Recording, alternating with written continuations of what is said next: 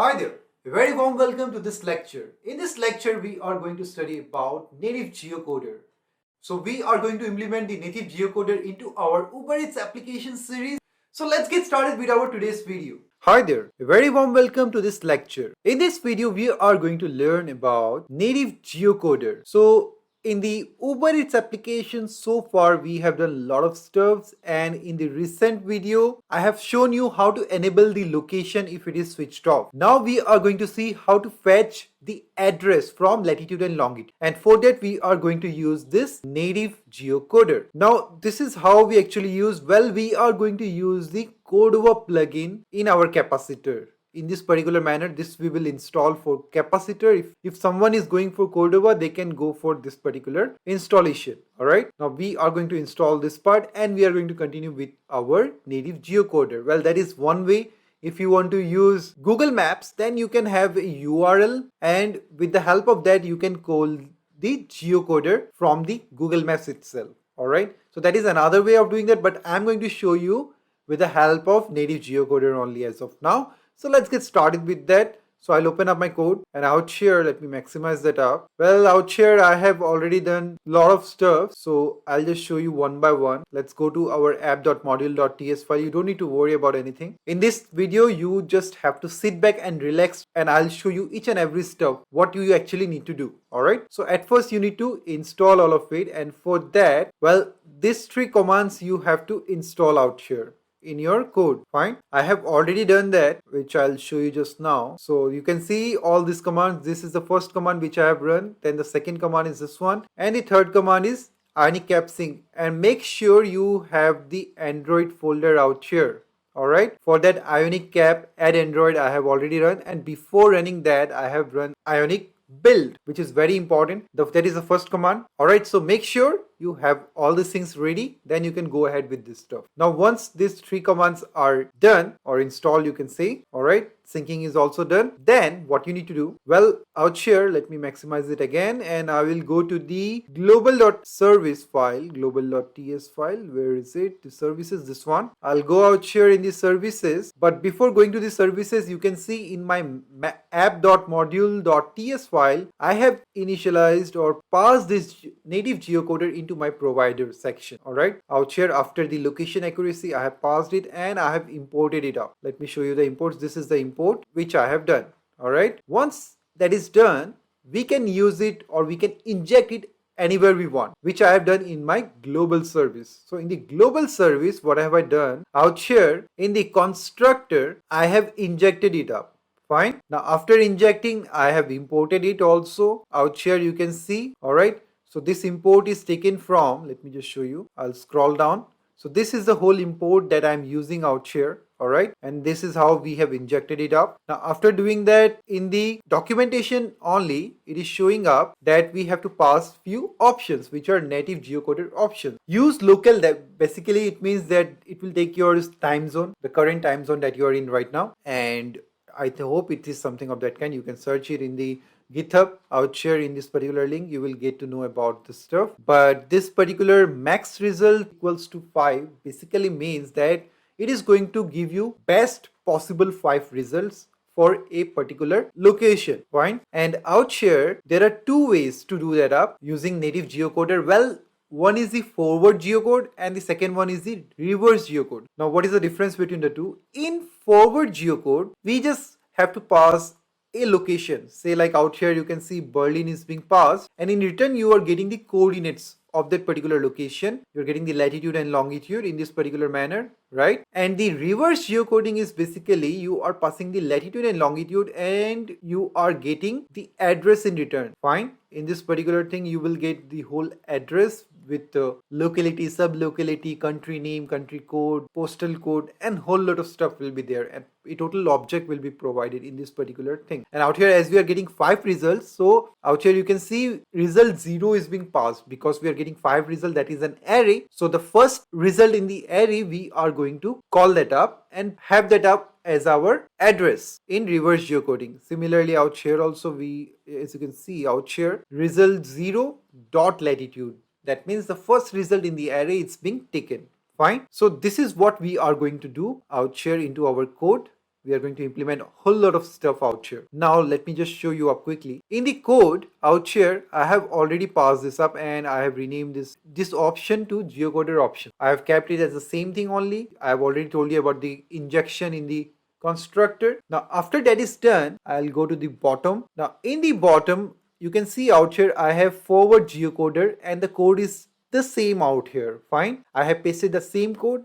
I haven't done any changes out here, but just few changes is that I'm returning result 0. Okay, fine. Out here also I have to return, otherwise this won't be a promise. Now if you hover on it, it is a promise and it is returning native geocoder result. That's fine. And if you have any error, then I'm simply going to throw the error. Fine. That is what I'm actually doing out here. Similarly, for the reverse geocoder out here, I have return this particular reverse geocoder result whatever we get, and in the then I am consoling the value and then I am returning this particular first result in the array. Similarly in the catch, I am just throwing if there is any error. Alright, so this is properly set up. Just the same thing, I have just copy paste everything. And one more thing very important, that this latitude and longitude, well, I am not passing that exact latitude and longitude. I have made it as the parameter which we can make dynamic changes into our application. So whatever latitude and longitude we want to pass, we can pass it out here and in return we will get the address. Similarly out here also I have passed the address, not Berlin, I have passed the address, and once we pass the address we'll get the latitude and longitude. So that is how we need to do.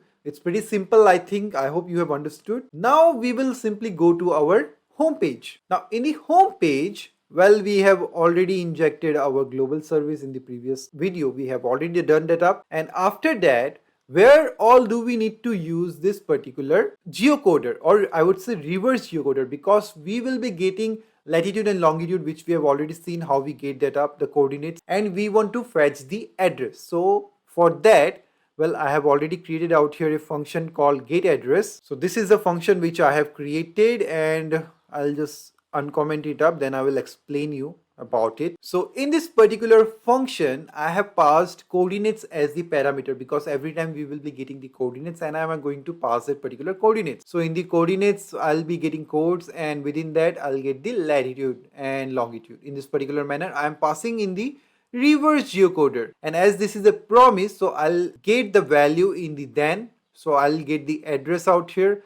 And within the address, like I said, it's going to be a native geocoder result. So I'll be getting an object where we will have a lot of stuff. So out here, I'll first show you in the console what all data we are getting. And then you will be able to correlate yourself with this particular thing. So this .lock will basically show the location at the very top. And out here, what have I done? I have passed address dot areas of interest, which will be the first one, which will show in which area I'm located as of now. And if it exists, this is an array actually. So the first one I will take it and I'll check if it exists, then only I'm going to pass it up, and I will pass a comma after this. Fine. And if it does not exist, then I will simply pass an empty string. That's it. Similarly, for the sub locality, I'm checking if it is available, then I'm simply going to pass it up with a comma as appending a string. And if it is not available, then I will simply pass an empty string. Then for the postal code, well, I have given it in this particular manner. The way you want to make a full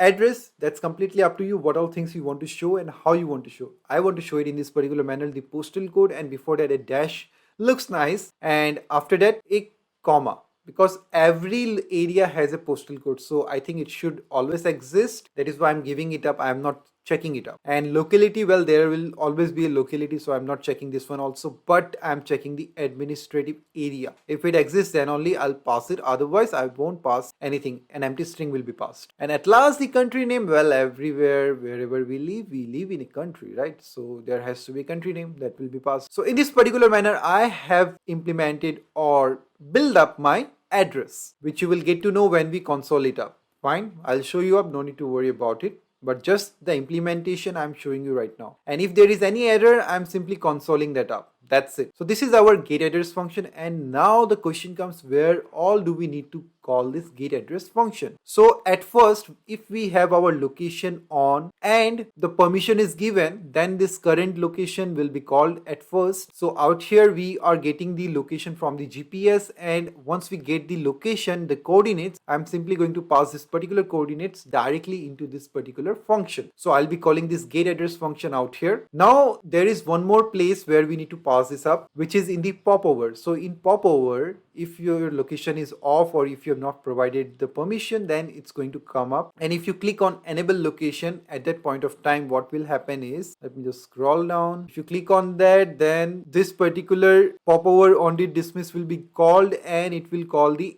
enable location function. So in the enable location also, after I get the coordinates, I'm going to simply pass this particular get address function, and we'll pass the coordinates out here. Fine. And within these coordinates, I'll get COORDS, which I have already passed in this get address function, this one. And within that, I'll get latitude and longitude. So this is how we are performing the reverse geocoder. So everything is ready out here, I suppose. Nothing else needs to be done out here. So let's check it out now. And for checking it up, at first, let me sync the project because we have made some changes. So I'll sync it up again. Alright, the syncing is done. After the syncing is done, I will open this project in Android Studio. For that, I will use the command Ionic Cap open Android, and I'll hit enter. Alright, it has opened up in Android Studio. Let me check it out. Everything is ready. And my device is also showing up out here. Now what I'll do, I'll build this application again. No, I don't want to terminate. I'll hit cancel. And now it is installing in my system. Alright, this is installed. Now how do I check it up? You already know, I suppose. In the browser, I'll go to Chrome Inspect, because sometimes what happens, if you check it in the emulator, it won't show up the geocoder one because it is related to the device. So I would suggest you to check in your real device for this kind of stuff. Alright, before showing what I'll do, I'll switch off my GPS and we will try everything again. I'll close the application and I'll open it up again. Alright, my application is opened up. I'll click on enable location, which you will be able to see it right now, because you won't be able to see this particular screen. Okay, you are able to see that up. But I have to switch on the GPS. That is why I'm getting the pop-up. So I'll just click on OK. And now the GPS location will be taken. And I get the address out here. You can see the address is changed, right? And out here I'm getting the whole details. This is the address which I was talking about. And within the address, we have lots of things. We have the administrative area of interest, which is an array. Then we have the country code, country name, latitude, locality, longitude, postal code, sub-administrative area, sub-locality, sub-thoroughfare, a lot of stuff actually. But that completely depends up to you how you want to structure it up. I have structured the way I have shown you, so you can do the same or you can change it up as per your requirement. So this is how we have used our native geocoder, and I hope you liked it. Now if you want to check how do we use the forward geocoder, let me just show you that quickly. So out here, what am I going to do now? Once I have got this address, where is the address? Now in this particular address, what am I going to do? After I get this stuff, I'm going to call this global.forward geocoder, but I don't want to do it in this particular manner because this is already a promise, and within that I'll be passing another promise because this is also a promise. So instead of doing this in this particular manner, I'll optimize the code a bit. I'll use this try catch out here. Alright, in the catch I'm going to throw console the error, not throw, because it is already, and out here we are going to use async await. So async, and this particular code I will just move it towards the top, and out here I'm going to pass constant address will be equals to await, and at last I'm going to pass a semicolon. Fine. Now this is done in one sentence, and after that we don't need this, but we will be needing this particular code. So I'll simply move the whole code up till here towards the top. Fine, out here. And then I don't need this catch and then, so I'll simply remove it up. Alright, so that is how we can do the stuff. The code is optimized a lot and it's looking much better out here, right? Now similarly, out here, what am I going to do? Well, I'm going to use another constant called coordinates, or not coordinate. Let me call it codes, fine, which will be equals to await this dot global dot forward geocoder, and within that I'm going to pass the address. Let me pass this dot